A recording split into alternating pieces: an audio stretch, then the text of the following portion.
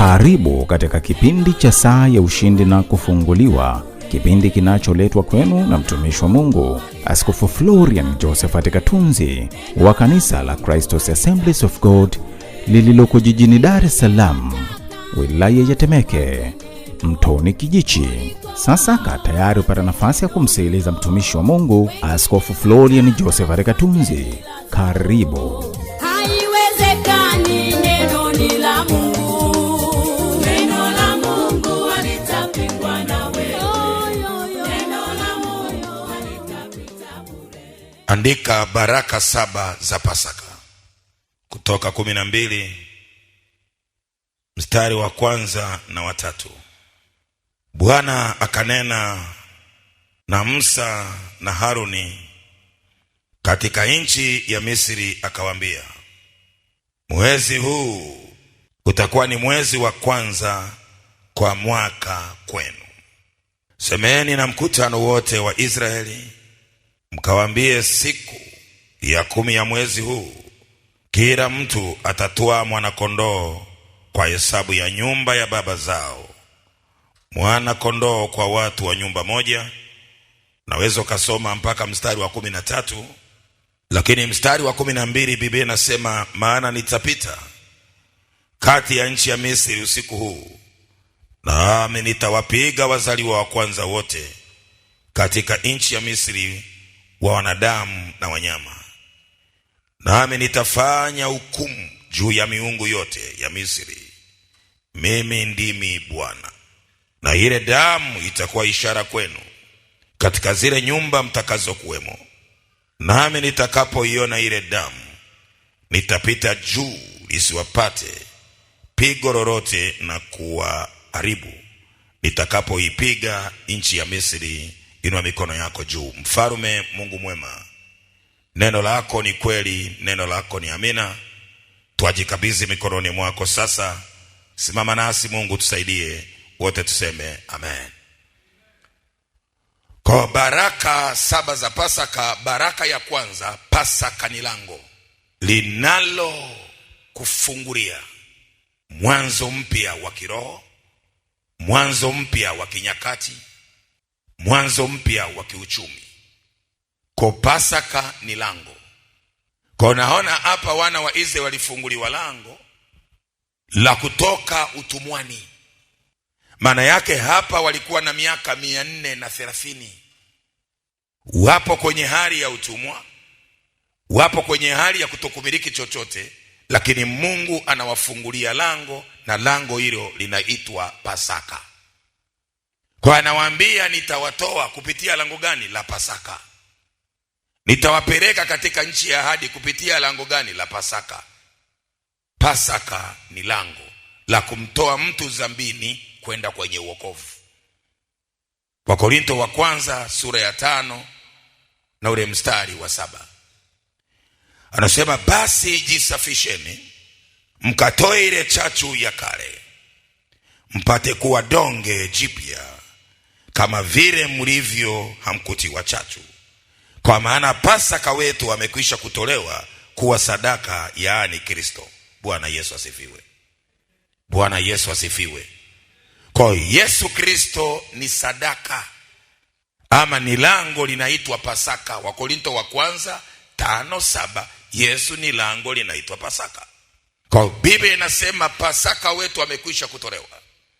Maana yake Yesu alipokuwa anatolewa msalabani, alikuwa anatolewa kwa ajili ya sisi wote tupite kwenye mlango huo, twende kwenye mlango wa uzima. Pasaka ni lango, ni lango la baraka la kumtoa mtu kwenye hali mbaya kwenda kwenye hali ya ushindi. Kwa moja wapo baraka ya Pasaka tunayoipata ni lango. Sasa inafatana wewe kwenye hilo lango unataka kupitisha nini? Kwa Yesu akwenda msalabani pale kufanya maigizo. Kwa wale wasomaji wa Biblia mnafahamu pale msalabani kitu kimoja wapo ambacho kilifunguka. Biblia inasema makaburi yalifunuka, ikainuka miili mingi ya watakatifu. Kwa nini? Kwa sababu lango la mbingu limefunguliwa kwa ajili yao. Wale watakatifu waliokuwa Shiori sasa wanatoka Shiori kwenda paradiso. lango likafunguka. Kwa hiyo Pasaka ni lango. Kwa hiyo Pasaka ni lango, ni baraka ya lango. Unataka kupitisha nini kwenye lango la Pasaka? Hiyo ni juu yako. Baraka ya pili ya Pasaka, andika: Pasaka ni lango la uchumi. Kwa hiyo unapoongelea Pasaka, maana yake unaongelea uchumi. Kwa wale ambao hawakumiliki uchumi, kwenye lango la Pasaka kitu kimoja wapo, baraka iliyopo kwenye lango la Pasaka ni uchumi.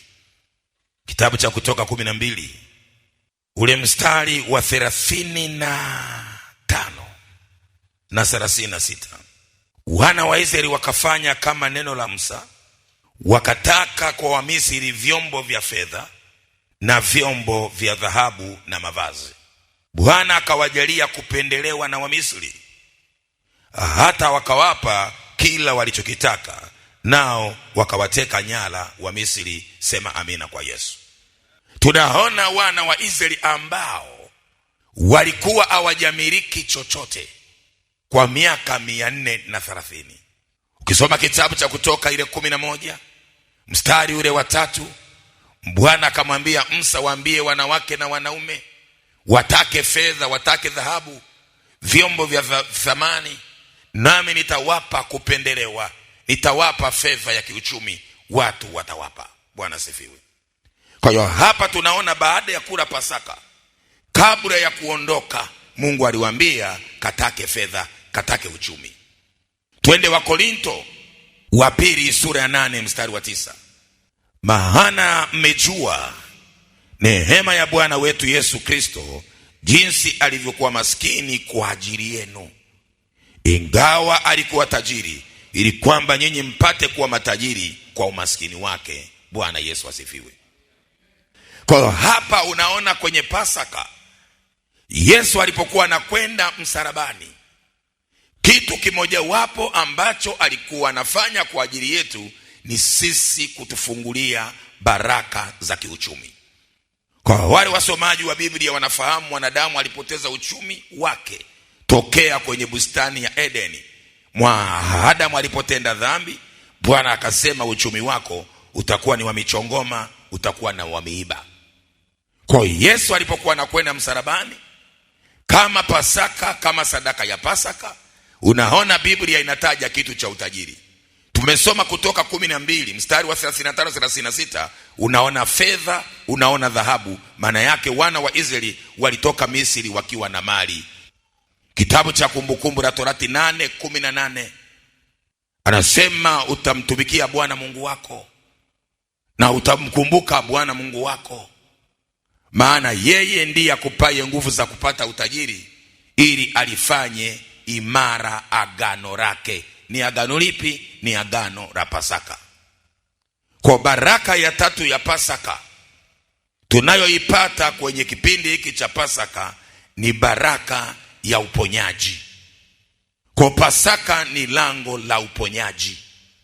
Kitabu cha Zaburi 103 ule mstari wa 1 hadi ule wa 5, akusamee maovu yako yote, akuponya magonjwa yako yote, akomboa uhai wako na kaburi, akutia taji ya fadhili na rehema, haushibisha mema uzee wako, na ujana wako utarejezwa kama tai.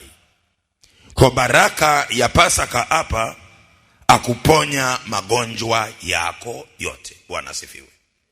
Kwa kitu kimoja wapo kilichomfanya Yesu afe msalabani ni kwa ajili ya wewe na mimi kupokea baraka ya uponyaji. Kwa kupona ni haki yako, lakini lazima uponyaji huu upokee kama baraka. Kitabu cha Isaya 53 ule mstari wa 4 na wa 5 anasema hakika ameyachukua masikitiko yetu, hakika ameyachukua magonjwa yetu, kwa kupigwa kwake sisi tumepona. Kwa bila Yesu kupona, kupigwa pale msalabani, baraka ya uponyaji kwenye mili yetu hatuipati. Kwa hiyo mmoja wapo ya baraka ya Pasaka ni uponyaji. Kwa we baba, we mama, ndani ya wiki ya Pasaka ni lazima umuombe Mungu sawasawa na madhumuni yake ya kuileta Pasaka. Pasaka ni zaidi ya kula na kunywa. Pasaka ni lango la uponyaji kwa wale ambao wanasumbuliwa na magonjwa, wale ambao wanasumbuliwa na vifungo mbalimbali. Pasaka wetu amekwisha kutolewa. Wakorintho wa kwanza 5:7, yeye ndiye Kristo na ndiye anayebeba magonjwa yetu na tabu zetu. Kwa hiyo Pasaka ni lango la uponyaji. Baraka ya 4 ya Pasaka, Pasaka ni lango la ukombozi. Kwa kwenye Pasaka kuna baraka ya ukombozi. Unakombolewa toka kwenye vifungo vya utumwa. Unakombolewa toka kwenye mauti. Unakombolewa toka kwenye mabaya. Unakombolewa kutoka kwenye kifo. Kitabu cha Hosea 12:13 anasema, nitakukomboa na nguvu za mauti, nitakukomboa na nguvu za kaburi. Kwa hata kama umeandikiwa kufa, kwa sababu Yesu amekwisha kutolewa kama Pasaka, hiyo mauti inabatilishwa ndani ya agano la Pasaka, kwa sababu ni baraka anayoileta kwa mwanadamu. Kwa hiyo upasi mwanadamu kuogopa kifo, bali unapaswa kubatilisha kifo. Kwa hiyo wengi wanaogopa kifo badala ya kukabiliana na kifo. Bwana anasema nitakukomboa. Kwa kama kwenu kuna mlango unaopitisha kifo kila mwaka, kipindi hiki cha Pasaka mwambie Bwana, kitu kimoja wapo kilichokupeleka msalabani, ulikufa ili kuibatilisha mauti isiwe na nguvu kwenye malango ya familia, isiwe na nguvu kwenye malango ya maisha yangu, isiwe na nguvu kwenye maisha yangu. Kwa hiyo lazima mauti ibatilishwe. Kwa nataka nisisitize hapa, kuna wengine wanakaa mahali pa mjinga. Badala ya kubatilisha anaamini Yesu aliye naye anabatilisha bila kumwambia kubatili. Kitabu cha Zaburi 33 ule mstari wa 10 na wa 11 anasema, Bwana uyabatilisha. Maana yake lazima umtumie Bwana kama silaha, ulitumie jina la Yesu kama silaha, uitumie damu ya Yesu kama silaha ya kubatilisha mahali ambapo pana mauti isiwepo. Kitabu cha Kutoka 12:13 aliwaambia, damu ya mwana kondoo masharti mkaipake kwenye mimo ya milango. Mmoja wapo wa milango ni familia yako. Mmoja wapo wa milango ni ukoo wako, ni taifa lako. Kwa kuna watu ambao wanaandamwa na roho za kufa kwa sababu ya kabila, kwa sababu ya ukoo, kwa sababu ya familia, au kwa sababu ya taifa lao. Hawa ili wasife lazima wafanye application ya kuiapply damu ya Yesu Kristo kwenye lango husika. Ufunuo 5:9-10. Narudia tena, damu ya Yesu haiokoi kama utaki iokoe. Damu ya Yesu haikomboi kama utaki ikomboe. Kwa hili ukombolewe, lazima kuwepo na tendo la kuitumia damu kama sadaka ya ukombozi. Ufunuo sura ya 5 mstari wa 9 na wa 10, Biblia inasema, wastahili mwanakondoo aliyechinjwa, ukamnulia Mungu. Wapi? Watu wa kila kabila. Waliuzwa lini? Hao watu wanaokombolewa waliuzwa lini? Kama Yesu anakwenda kuwanunua msalabani, maana yake kuna kipindi waliuzwa. Kwa kuenda kwenye familia zetu, kuna biashara za miungu zimefanywa. Watu walituuza kwa mizimu, watu wakatuuza kwa majini, watu wakatuuza kwa mashetani mbalimbali. Wao waliabudu kama Mungu. Sasa tumemjua Mungu, ni lazima tuitumie damu kutangaza ukombozi. Kwa Biblia inasema Yesu ametununua kwa damu yake. Watu wa kila kabila, watu wa kila lugha, watu wa kila jamaa, na watu wa kila familia, na watu wa kila taifa.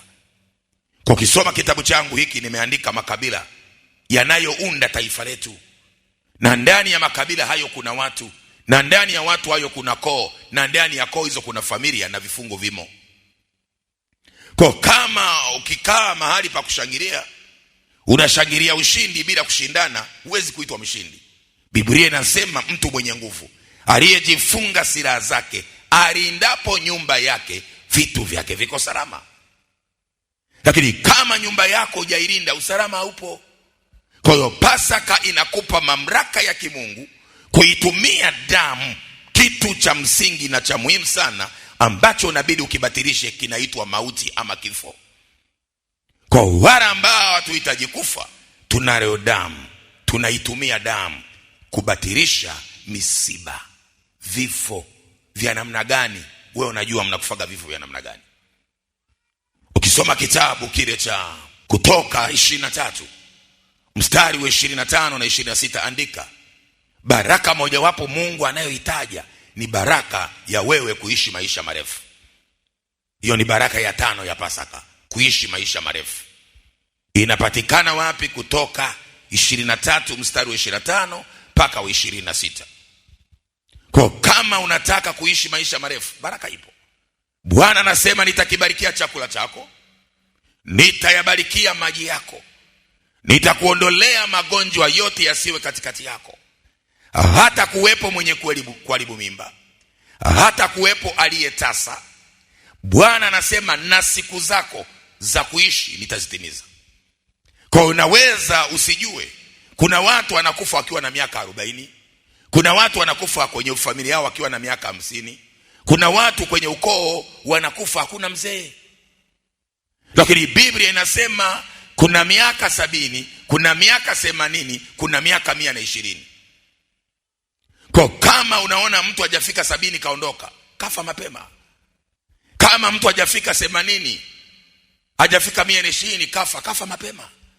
Kwa usifurahie kwenda nyumbani kuzika. Chunguza kwenu mnakufa mkiwa na umri gani. Ukisoma kwenye Biblia kuna maelezo. Kuna watu walilaaniwa, anaambiwa kwenye ukoo wako, kwenye uzao wako hata kuwepo mzee. Kasome Biblia kwamba kwenye ukoo wako hata kuwepo mzee, kwenye ukoo wako hata kuwepo mtu tajiri. Ni maneno yalitamkwa kimadhabahu. Bwana asifiwe sana.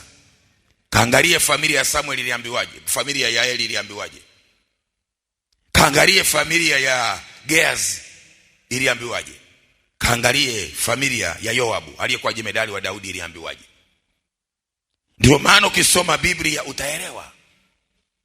Kitabu cha Kumbukumbu la Torati 33:6, Musa anamuombea Rubeni. Anasema Rubeni asife, Rubeni asife, na wewe usife, mtoto wako asife, maisha yako yasife, baba yako asife, ndugu zako wasife. Kumbukumbu la Torati 33:6. Anasema Rubeni na aishi asife, lakini watu wake na wawe wachache. Bwana asifiwe. Kwa nini Musa anaomba maombi haya? Kwa baraka Musa aliyoombea uzao wa Rubeni mwana wa Yakobo. Alisema Rubeni asife. Maana yake hawa watu akina Rubeni walikuwa wanakufa tu, wanakufa. Mtoto akizaliwa anakufa. Kijana yuko form 4 anakufa. Mtu akioa anakufa. Akasema Rubeni na asife. Kinachokufanya wewe usiombe maombi hayo ni nini? Ukamwambia Bwana Katunzi asife. Mzee Musa anataka kuondoka duniani, anasema Rubeni asife, isipokuwa watu wake wawe wachache. Kwa kama na kwenye uzao wenu mnazaa watoto 2 3, mimba ni za shida, omba msiwe wachache. Kwa ongezeko la idadi ya watu na ongezeko la upungufu wa watu ni swala la kiroho. Sijui kama umenielewa. Lakini watu wake wawe wachache. Wakati baraka ya Ibrahim inasema uzao wako utakuwa kama mchanga wa baharini, lakini kwa Rubeni tu wawe wachache. Kwa unaweza ukaenda kwenye familia yenu ukashangaa, ukoo wenu hauongezeki, familia yenu haiongezeki. Mtu akijitahidi amezaa watoto 2 ama amezaa 0. Kwa kama wamesema muwe wachache, maana yake matumbo ya hao watu yanafungwa yasizae, wawe wachache. Kwa kuwa wengi ni baraka na kuwa wachache ni laana. Narudia tena, Kumbukumbu la Torati 33:6. Chungulia pale. Rubeni na asife, lakini watu wake wawe wachache. Kwa nini nyinyi mnakufa na wao umenyamaza? Kwa nini mnazika na wao unanyamaza? Ezekiel 22:30. Bwana anasema nami nikatafuta mtu miongoni mwao atakaye simama mbele zangu na kulitengeneza boma mahali palipomomoka, lakini nikastaajabu sikuona mtu. Baraka ya Pasaka mojawapo, usife. Narudia, usife. Bwana akafa kwa ajili yako. Kwa hiyo hata kama kuna dalili za kufa, hata kama kuna kalenda, watu wamejinasibu wakaweka na kalenda kwamba mwezi wa 4 uvuki, wewe unavuka tu, kwa sababu anayekuvusha sio baba yako, anayekuvusha sio babu yako, anayekuvusha sio shangazi, bali ni Yesu Kristo mwenyewe aliye lango la Pasaka.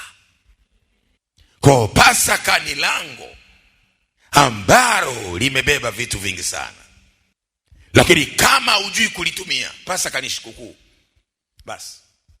Lakini ukijua Pasaka ni nini, utaishi ndani ya Pasaka, utatembea ndani ya Pasaka, kwa sababu Pasaka wetu amekwisha kutolewa. Kwa kitu kimoja wapo ambacho inabidi ukiombe kwa kinywa chako ni sisi tusife, ni wewe usife, ni ndugu zako wasife. Unao wangapi ndugu? Wataje moja baada ya mwingine. Lakini leo unaweza kaingia kwenye ibada hapo kakosa cha kuomba, kwa sababu hakuna mlango nao kuongoza uombe nini. Kwa kama tunataka watu waombe, wapeleke kwenye nyama. Ukinyamaza ufe, ukiomba ufi. Daudi anasema sitakufa, kwa sababu kuna mtu alikuwa anamwambia utakufa, yeye anasema sifi. Kwa Pasaka inakupa uhalali wa kutangaza uzima mahali ambapo hapana uzima. Baraka ya 6 ya Pasaka. Pasaka ni lango la ushindi. Pasaka ni lango la ushindi. Tuanzie Kutoka 12. Pasaka ni lango la ushindi. Kutoka 12. Kitabu cha Kutoka sura ya 12 mstari wa 31 hadi 33. Akawaita Musa na Aruni usiku akasema, ondokeni, tokeni katika watu wangu, nyinyi na wana wa Israeli. Enendeni mkamtumikie Bwana kama mlivyosema. Twaeni kondoo zenu na ng'ombe zenu kama mlivyosema. Enendeni zenu mkanibariki na mimi pia. Wamisri nao wakawahimiza watu kuwatoa katika nchi kwa haraka, maana walisema tumekwisha kufa sote. Bwana Yesu asifiwe. Ukisoma kitabu cha Kutoka sura ya 4 mpaka sura ya 12, unaona Farao kwa nguvu zake. Farao alikuwa anapambana, wana wa Israeli hakuna kutoka, mpaka Bwana akaipiga mapigo 10 Misri. Kwa lugha nyingine aliwafungia lango. Kwa unaposoma anawafungia lango, Kutoka 12:12 Bwana anamwambia Musa nitalifungua lango. Hili linaitwa lango la ushindi. Kwa nini linaitwa lango la ushindi? Bwana alipigana kwa ajili ya Israeli, akapiga Misri mapigo 10. Mapigo 10 alikuwa anaipiga miungu 10 ya Misri. Kwa Bwana akalifungua lango kwa kupiga miungu. Ndio maana ukisoma kuanzia sura ya 4 Kutoka mpaka sura ya 12 ni beto tu beto. Kwa baba hapa lazima ujifunze. Miungu haitakukimbia kwa sababu umeokoka, miungu itakukimbia kwa sababu umepigana nayo. Sasa wale ambao mnadanganywa kwamba ukiokoka hakuna vita, ni waongo tu.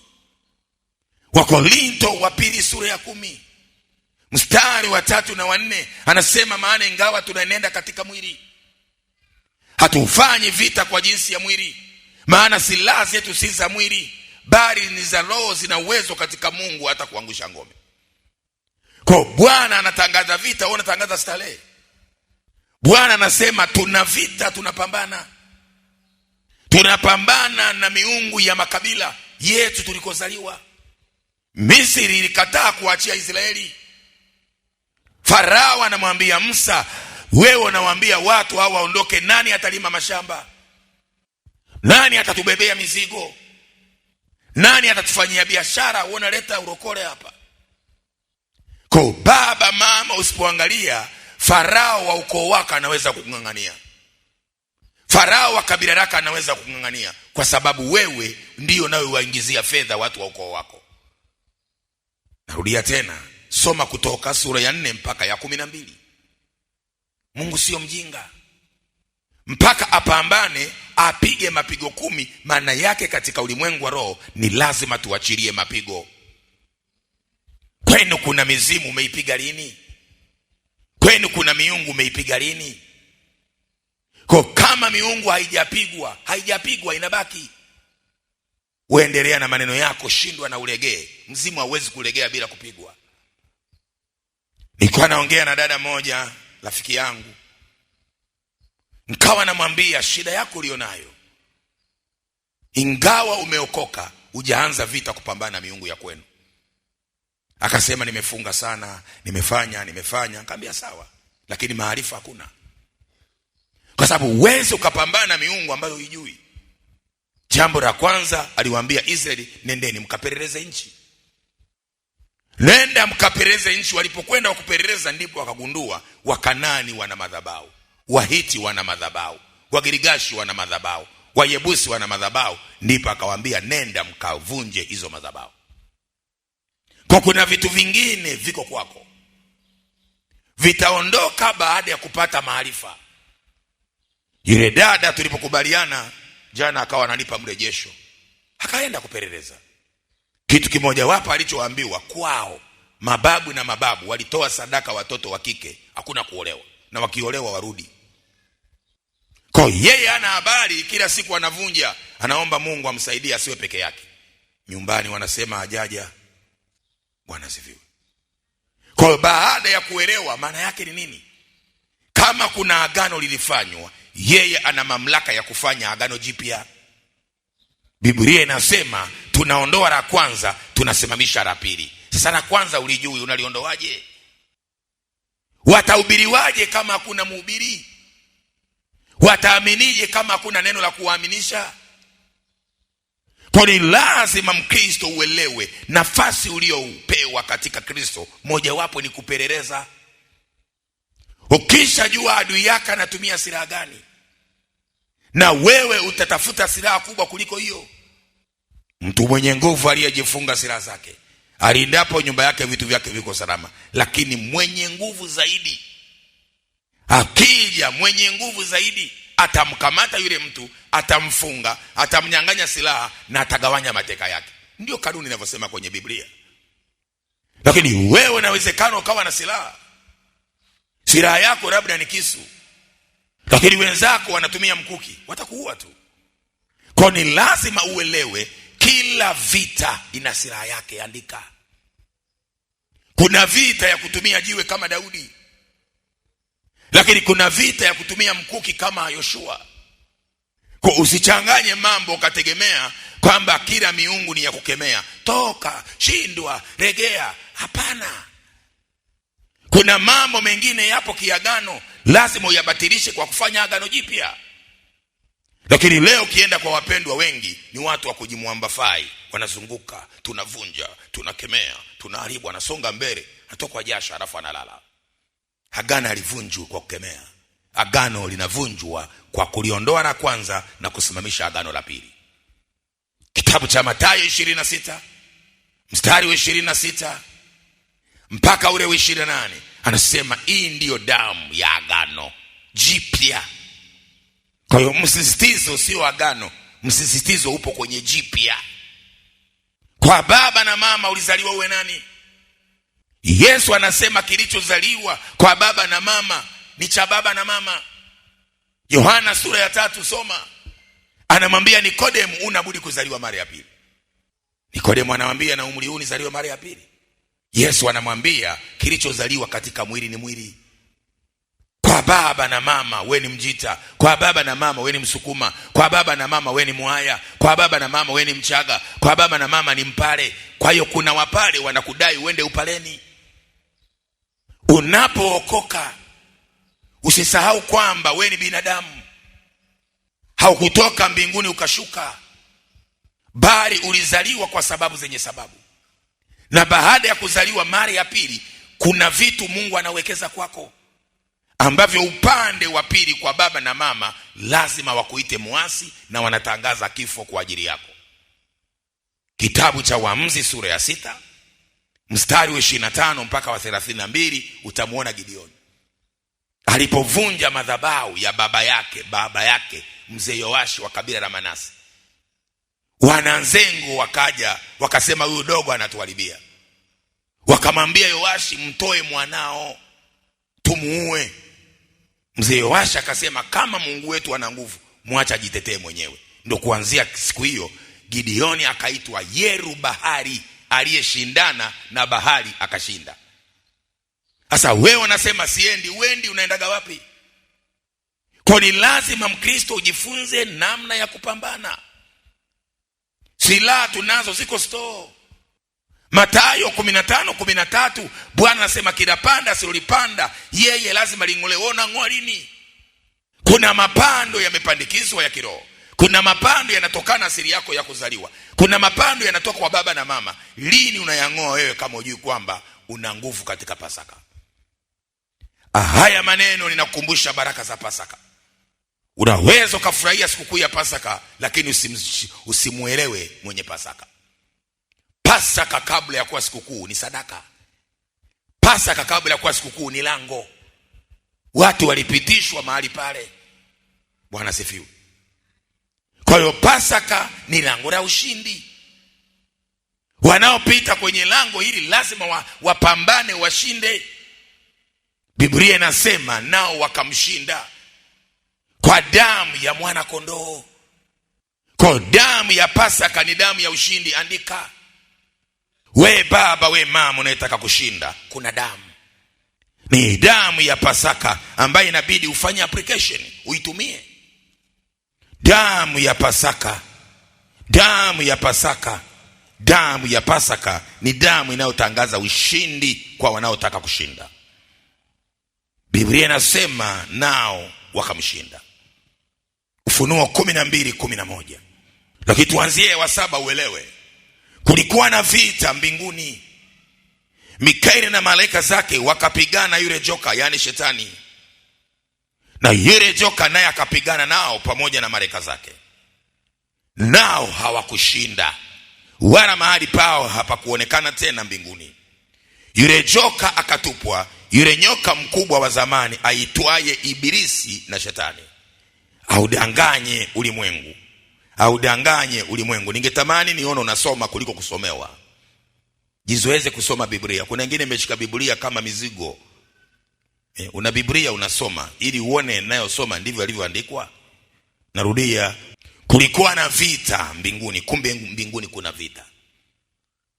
Kwa wale ambao wanataka kwenda mbinguni, mbinguni kuna vita. Kulikuwa na vita mbinguni. Kwa hiyo mbingu wataingia walioshinda vita. Narudia, andika, mbinguni kuna vita na wataingia walioshinda vita. Kulikuwa na vita mbinguni. Mikaeli na malaika zake wakapigana na yule joka. Yule joka naye akapigana nao pamoja na malaika zake.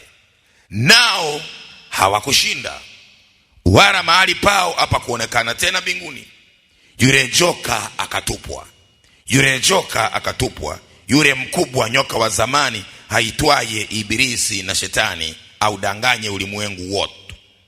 Akatupwa hata nchi, na malaika zake wakatupwa pamoja naye. Nikasikia sauti kuu mbinguni ikisema, sasa kumekuwa na wokovu na nguvu na ufalme wa Mungu wetu na mamlaka ya Kristo wake, kwa maana ametupwa chini mshtaki wa ndugu zetu, yeye awashtakie mbele za Mungu mchana na usiku. Kumbuka, kila siku unashtakiwa. Ukiacha maombi unashtakiwa. Ukiacha ibada unashtakiwa. Ukijichanganya feli inapelekwa haraka haraka. Nao wakamshinda kwa damu ya mwanakondoo na kwa neno la ushuhuda wao, ambao wakupenda maisha yao atakufa. Sema amina kwa jina la Yesu. Kwa Biblia inasema nao wakamshinda. Maana yake hawa watu hawakupigana kwa nguvu zao. Walipigana kwa sababu kuna damu. Na Pasaka Yesu ametupa damu ya ushindi. Kwa baba, mama, lazima ushindane na kushinda. Unashindana na nini? Na falme za giza. Unashindana na nini? Na miungu. Unashindana na nini? Na watu wenye roho mbaya. Kwa katika ulimwengu wa roho unapoona unapingwa, maana yake kuna watu wanaitwa washindani. Kumbuka, shetani anatumia watu na Mungu anatumia watu. Hakuna siku utakutana na shetani amevaa mkia na mapembe. Ukimuona huyo ni katuni. Shetani anamvaa mtu, na akimvaa mtu anatekeleza ushetani. Kwa Biblia ndio maana Yesu akasema jihadharini na wanadamu.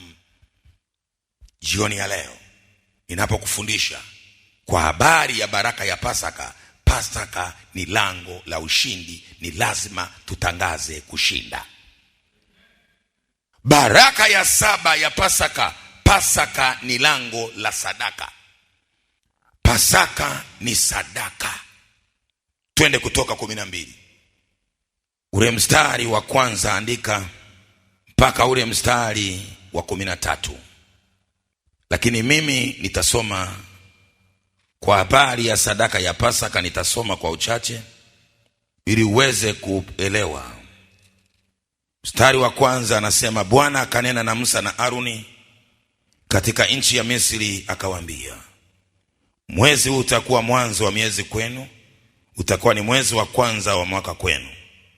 Semeni na mkutano wote wa Israeli mkawaambie, siku ya 10 ya mwezi huu kila mtu atatwaa mwana kondoo kwa hesabu ya nyumba ya baba zao, mwana kondoo kwa watu wa nyumba moja.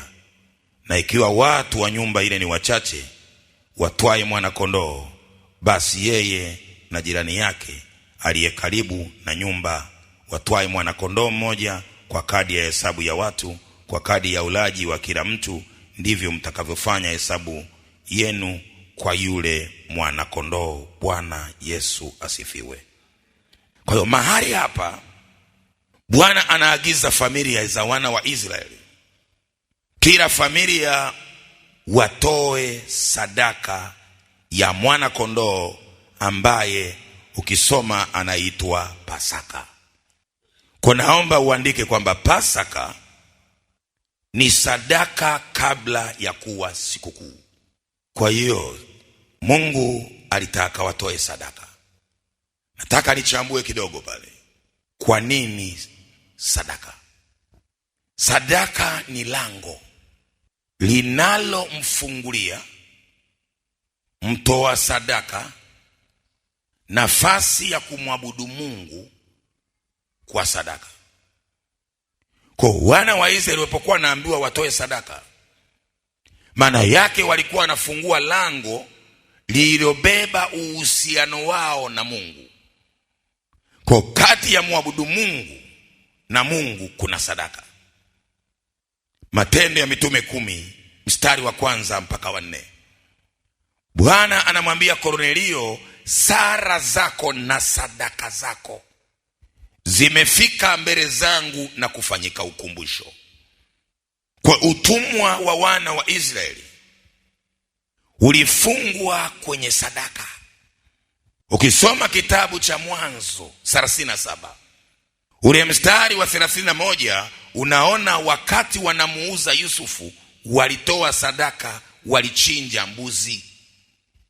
Mwanzo 37:31. Biashara ya kwenda utumwani, rango la kwenda utumwani, walitumia sadaka aina ya mbuzi. Wakamwaga damu Yusufu aende. Kwa wakaingia kwenye utumwa kwa kutoa sadaka.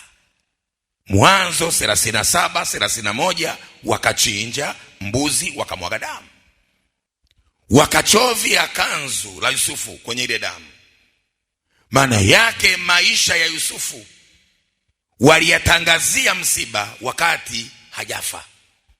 Kwa mtu anapokwenda kwa mganga, anataka kuua mganga, akasema leta mbuzi, na yule mbuzi akichinjwa mtu anakufa huko. Unashangaa mtu anakatika ghafla, mganga kachinjia mbuzi, lakini katika ulimwengu wa roho kachinjwa mtu. Ndiyo maana Yesu Kristo alipokufa msalabani, damu yake inashughulika na kitu cha sisi kufa. Kinabatilishwa hata kama wakienda kuchinja ili wewe ufe, wanashangaa damu ya mwana kondoo aliyechinjwa kwa ajili yako inanena mema. Kwa swala la Yesu kwamba kuchinjwa ni maelezo yako wewe, lakini Biblia inasema alichinjwa kabla ya kuwekwa misingi ya dunia. Kwa unamuona Yesu anachinjwa Mwanzo 3:21. Mungu alichinja mwana kondoo, akamvisha Adam mavazi. Na Biblia inasema na sisi vazi tunalovaa wokovu ni vazi lililochovywa katika damu ya mwana kondoo iliyomwagika pale msalabani. Kwa hiyo hapa unaona kuna sadaka. Na kabla ya kutoka utumwani, Bwana anawaambia watoe sadaka. Waliingia kwa sadaka, sasa wanatoka kwa sadaka. Yoyote aliyefungwa kwa vifungo vinavyotumia sadaka ni lazima naye aende mbele za Mungu wake kwa sadaka. Zaburi 20:7-8. Hawa wanataja magari, hawa wanataja farasi, sisi tunalitaja jina la Bwana. Hakuna kunyamaza. Kama wao wanaipa mizimu mbuzi, peleka mbuzi kwa Mungu wako. Kama wao wanaipa mizimu ng'ombe, peleka kwa Mungu wako ng'ombe. Hakuna madhara. Hiyo hujaisikia. Hawa wanataja magari, hawa wanataja farasi, sisi tunataja jina la Bwana. Hajasema sisi tunakaa kimya. Kwa unapoona watu wanahangaika, wanakwenda kila mwaka kutambika, kila mwaka wanafanya kafara kwenye kabila lako na kwenye ukoo wako, wewe unasema hao wajinga. Ni wajinga kwa sababu hujui maana ya ujinga. Aliyesali kasali na aliyelala kalala, hawafanani. Wakati hawa wanataja, lazima na wewe utaje. Wakati hawa wanasema, na wewe lazima useme. Kila mtu ana madhabahu inayombeba. Kama wanabebwa ya miungu, wataenda kwa miungu, na wewe unayebebwa na Mungu nenda kwa Mungu wako. Lakini leo Wakristo wengi wamepigwa kwenye kitu chao cha kiibada. Andika, Wakristo wengi wamepigwa kwenye eneo lao la ibada. Wapendwa wengi kwenye eneo la kutoa sadaka ni utata. Wanasahau kwamba Yesu Kristo ni Mungu. Anasema leteni sadaka mje mbele zangu. Wana wa Israeli waliambiwa kila familia watoe sadaka itakayowafungulia msimu mpya, mlango mpya, lango la baraka, lango la ushindi, lango la utajiri. Lazima waweke sadaka langoni.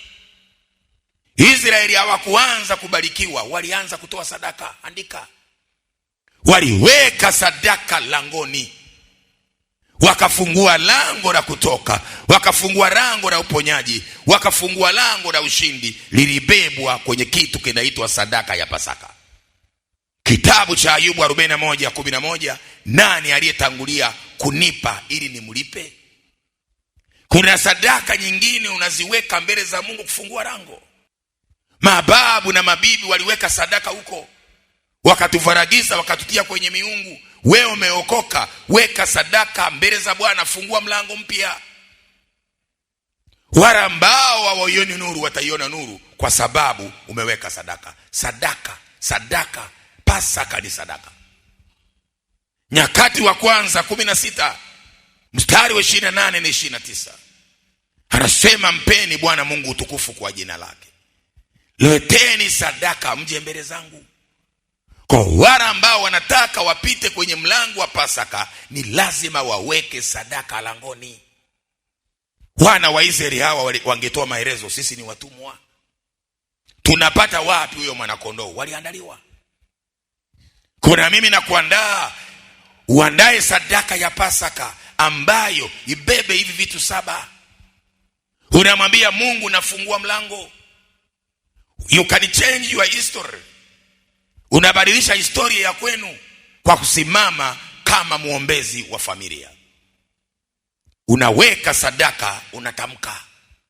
Unaweka sadaka, unaviringisha aibu. Unaweka sadaka, unaondoa magonjwa. Unaweka sadaka, unaisemea, unainenea. Bahati mbaya wengi hawafahamu kwamba vita ulio nayo ni vita ya kisadaka. Vita vya kiroho ni vita vya kisadaka. Wale wakupingao wanatoa sadaka. Wale wanaokuwekea mazuio ya kiroho na kimwili wanatoa sadaka. Kwa hiyo vita tulionayo ni vita ya kisadaka. Kwa unapofundisha sadaka, hatufundishi kwa sadaka kwa sababu ya kutoa sadaka. Tunafundisha uelewe maana ya sadaka kabla ya kutoa sadaka. Kitabu cha Ezekiel 21 mstari wa 21 hadi 23.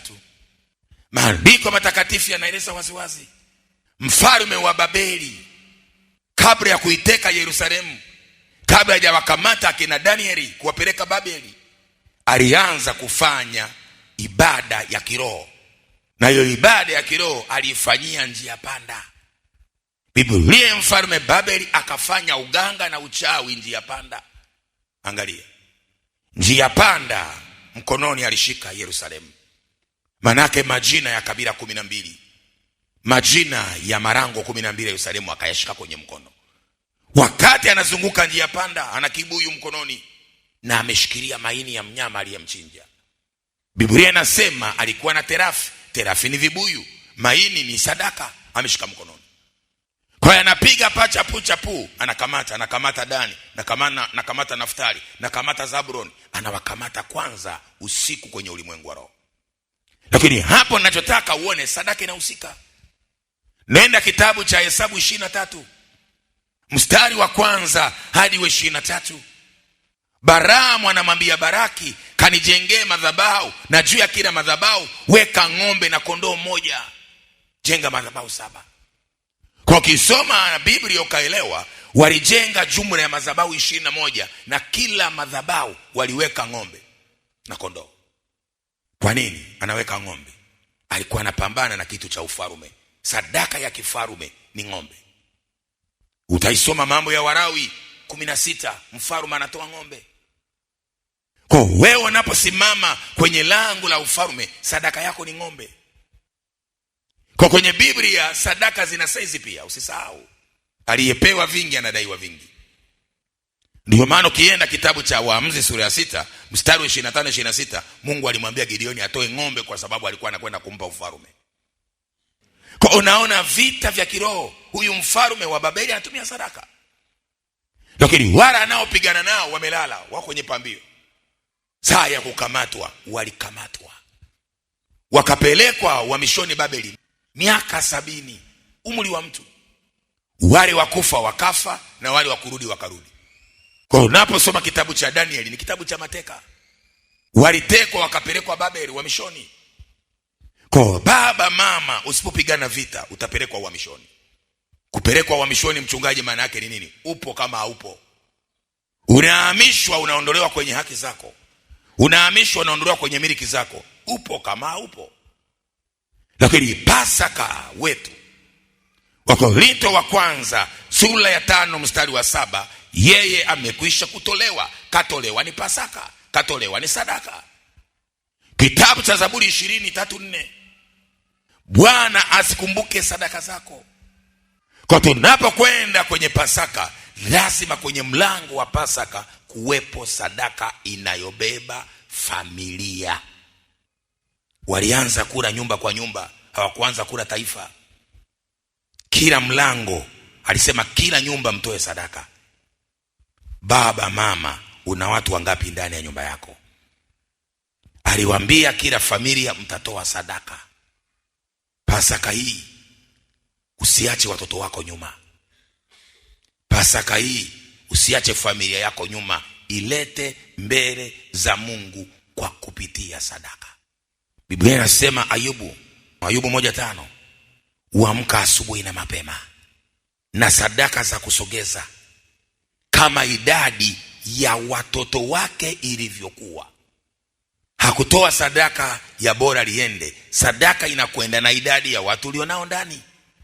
Mwanao wa kwanza asomeke kwenye lango la Pasaka. Mwanao wa pili asomeke kwenye lango la Pasaka. Mwanao wa tatu asomeke kwenye lango la Pasaka. Kama una watoto 12 kama Yakobo, wote wasomeke kwa majina. Nenda Mwanzo 49. Baraka ya Rubeni sio baraka ya Simeoni. Baraka ya Simeoni sio baraka ya Naftali, na baraka ya Yuda sio baraka ya Zabuloni. Kila mtoto alitamkiwa baraka zake. Na wewe usichukue watoto kawapiga bei ya jumla. Hukuwazaa siku moja, uliwazaa kwa zamu. Mungu anajua kila mtoto ni lango la baraka kwako. Kwa kila mtoto umlete. Jumapili ya Pasaka tunaomba baraka za kifamilia. Bwana aguse familia yako kusawasawa na matamko yako. Kama Rubeni waka nakufa kwenye masomo, mwambie Mungu Rubeni wangu asife. Kama Rubeni waka nakufa kindoa, mwambie Mungu Rubeni wangu ndoa yake isife. Kama Rubeni waka anakufa, ile Kumbukumbu la Torati 33:6, anakufa kwenye biashara, anakufa kwenye kazi, unamwambia Bwana, kwa sadaka hii, kwa sadaka hii, kwa sadaka hii, kwa sadaka hii, Rubeni wangu asife. Inawezekana Rubeni wako ni mme wako. Inawezekana Rubeni wako ni mke wako. Unasema Baba, naiweka sadaka hii, Rubeni wangu asife, sawa sawa na Kumbukumbu la Torati 33:6a. Kwa mambo ya kusema unamwachia Bwana apigane mwenyewe, hayo mambo mtakutana mbinguni, utamuuliza alikuwa anakupigania wewe lini, ukiwa wapi? Kwa ni lazima kila mtu abebe sadaka. Uiweke sadaka yako mbele za Bwana. Unamwambia Bwana, rango la Pasaka alitoa amri kila mtu achinje. Walete sadaka zao waziweke mbele za Bwana. Katika Agano Jipya hatuchinji, tunaleta sadaka mbele za Bwana, kujifungamanisha kwa Kristo ambaye ni sadaka kwetu. Anasema kauzeni mlivyo navyo mtoe sadaka. Swala kutoa sadaka ni swala la kiibada. Kwa hakuna muabudu Mungu yoyote ambaye hamwabudu Mungu kwa sadaka zake. Lakini msisitizo ambao nauweka hapa, siku ya Jumapili ya Pasaka tunakwenda kuombea familia zenu. Kwa kile kinachokufa hakitakufa tena. Kumbukumbu la Torati 33:6, Rubeni wangu asife. Huizi Rubeni. Kama mtoto wako kwenye masomo anasuasua, hana ufaulu, mlete Jumapili ya Pasaka hapa asubuhi. Tutamwambia Bwana, Rubeni wetu asife. Kuna watu wanataka masomo yafe, kuna watu wanataka ndoa zife, kuna watu wanataka biashara zife. Tutamwambia Bwana, Rubeni wetu hafi kwa jina la Yesu. Musa akainua mikono akaomba. Na Jumapili ya Pasaka hapa tutaomba neno moja, Rubeni wangu asife, Rubeni waka asife. Kwa hiyo hata kama watu walishamfunga sanda, natangaza ni siku yako ya ufufuo. Kwa wiki ijayo tunakuwa na wiki ya Pasaka. Ni lazima tuwe na maombi ndani ya kanisa.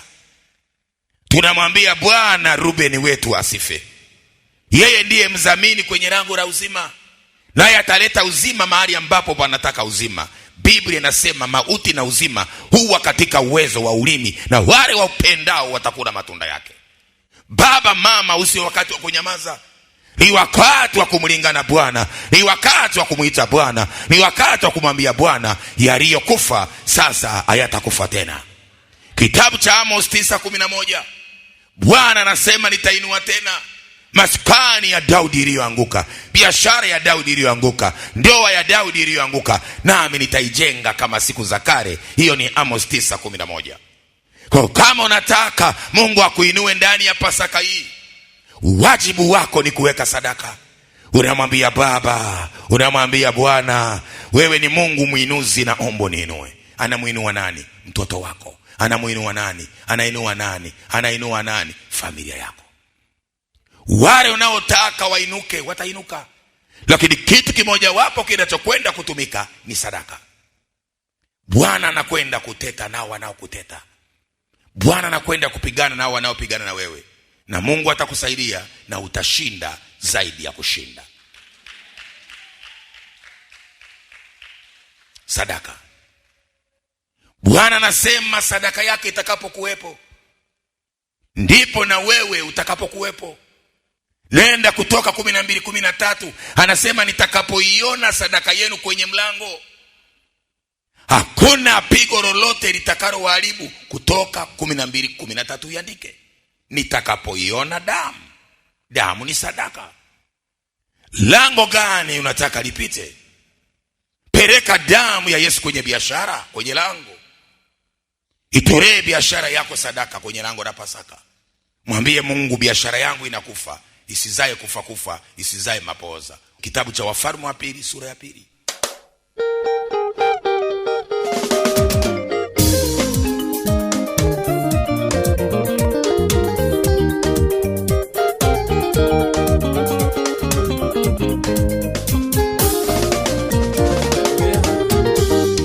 Neno la Mungu halitapingwa na wewe. Neno la Mungu halitapita bure. Neno la Mungu halitapingwa na wewe.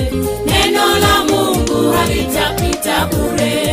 Ulikuwa ukimsikiliza mtumishi wa Mungu Askofu Florian Josephat Katunzi wa kanisa la Christos Assemblies of God lililoko jijini Dar es Salaam, wilaya ya Temeke, Mtoni Kijichi. Aidha, waweza kushiriki nasi katika ibada siku ya Jumamosi. Ibada inaanza saa 2 asubuhi hadi saa 7 mchana, na Jumapili ibada ya kwanza inaanza saa 12 asubuhi hadi saa 2, na ibada ya pili inaanza saa 2 asubuhi hadi saa 7 mchana.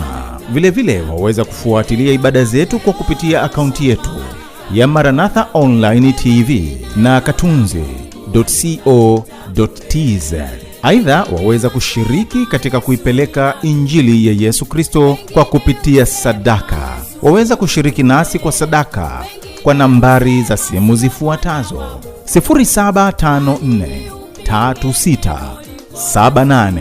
0754367826 na